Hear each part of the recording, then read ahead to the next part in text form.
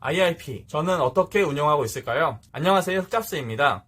이번 영상에서는 제가 IIP를 어떻게 운영하고 있는지에 대한 영상입니다. IIP는 본인이 하고 싶은 대로 운영할 수 있기 때문에 수익성이 저의 선택에 따라 큰 차이를 보입니다. 따라서 어떻게 운영하느냐에 따라 제 미래가 결정되는 것입니다.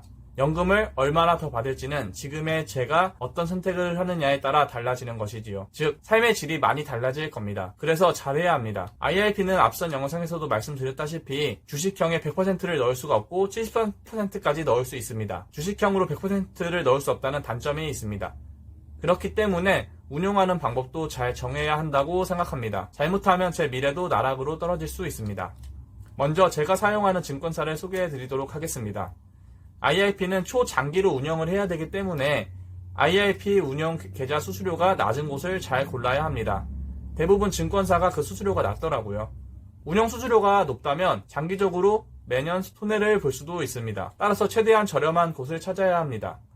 저는 미래에셋 대우라는 증권사의 IIP 계좌를 사용하고 있습니다. 이 수수료가 너무 높은 운영사를 고른다면 해마다 높은 수수료가 나가서 나중에 꽤 큰 돈이 될 것입니다. 따라서 수수료가 저렴한 곳을 잘 골라서 운용을 해야 됩니다. 미래에셋 대우보다 더 저렴한 곳이 있다면 추천 부탁드리겠습니다. 다음으로는 매년 세액 공제 최대 금액인 700만원은 어떻게 입금하고 있나에 대해서 얘기해 보도록 하겠습니다. IIP 최대의 세액 공제 금액은 앞선 영상에서 알려드렸다시피 700만원입니다. 그런데 매달 60만원 이상을 연금에 넣기는 정말로 쉽지 않습니다. 특히 사회초년생이고 부동산을 취득하지 않은 직장인이라면 더욱 어려울 것입니다. 그렇기 때문에 먼저 부동산이나 목돈이 많이 들어가는 일을 해결한 다음 IIP 계좌를 시작하는 것을 추천드립니다.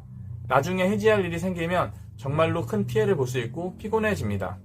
만약 그래도 하신다면 운용사를 좀 여러 개로 나눠서 계좌를 분배해 놓는 것도 좋은 방법이 될 수 있을 것입니다. 그게 아니라 IIP를 당장 하고 싶다면 당장 자신이 원하는 ETF가 떨어졌을 때마다 IIP 계좌에 돈을 입금하는 방법도 좋은 방법이 될 수 있습니다. 꼭 700만원을 다 맞추지 않아도 되는 거잖아요. IIP는 매년 저는 11월에서 12월 정도에 700만원을 한 번에 넣고 있습니다. 이번 연도도 그렇게 할 예정이고 그런 돈을 가지고 저는 미국 관련된 ETF를 국내 IIP 계좌로 사고 있습니다. 킨덱스 S&P 500, 나스닥, 다우존스, 선진국 ETF, 신흥국 ETF, 미국 리츠, 유로 배당 같은 종목이 제 주 종목들입니다. 이런 ETF를 운영하는 이유는 다음과 같습니다. 먼저 미국이라는 나라에 대한 믿음이 있습니다. 객관적으로 봤을 때 한국보다 미국이 자본시장이 오래되었고 미국인들 대부분이 주식을 자산으로 가지고 있어 주식시장을 무한정 떨어뜨릴 수도 없습니다. 또 세계 최강대국이고 달러 생산국이기 때문에 한국 ETF보다는 장기적으로는 더 좋을 것 같다는 생각에 미국 중심의 ETF 계좌를 운영하고 있습니다. 실제로도 근데 미국 계좌들 살펴보면 다 우상향 그래프를 그리고 있더라고요. 미래에는 어떻게 될지 모르겠지만 현재는 저는 이것이 제 미래의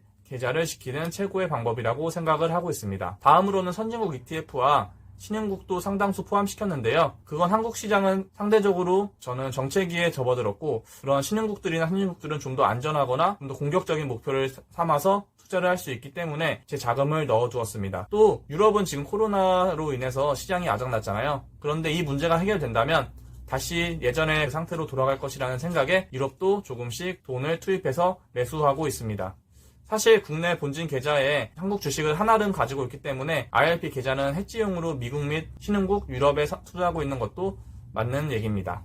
IIP 주식형 자산 어떻게 활용하고 있을까요? 저는 처음에는 IIP에서 주식형 자산을 100% 사지 못하게 하는 것에 불만이 좀 많이 있었습니다. 넣는 돈도 얼마 안 되는데 100%까지 하지 못하게 하니까 그거에 대한 좀 불만이었는데요. 그러나 점점 넣는 돈이 늘어나고 천천히 주식을 사고 싶어지는 이 시점에서부터는 그 불만이 점점 줄어들고 있습니다. 30%의 하락이 없는 자산의 매수는 저의 욕망을 추워주어서 실패할 확률을 좀 더 떨어뜨려주는 효과를 주고 있습니다. 지금은 그 30% 자산을 예금이나 채권 포함 자산을 사면서 조금 안전빵으로 가고 있습니다. 특히 코덱스, TRF 3070 등 채권 플러스 주식형 ETF는 30%를 더 공격적이면서도 안정적으로 운영하게 해주는 좋은 상품인 것 같습니다.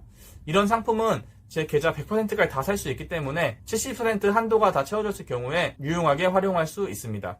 이게 저는 상당히 좋다고 봅니다. 평소에는 예금이나 이런 채권형 상품에 묶어두었다가 하락을 더 많이 했을 때 주식형 자산들을 좀 더 많이 사는 것이죠. 이번 영상에서는 제가 운영하고 있는 IIP 증권사 및 ETF들 그리고 70% 룰을 어떻게 활용하고 있는지에 대해서 영상 촬영해 보았습니다. IIP는 잘 활용한다면 과세 이연, 또 미래에 대한 준비 등 장점이 많은 시스템인 것 같습니다. 그렇기 때문에 IRP를 본인 상황에 맞게 잘 활용한다면 나중에 큰 도움이 될 것 같습니다. 긴 영상 시청해주셔서 정말 감사드리고 좋아요와 구독도 꼭 부탁드립니다. 감사합니다.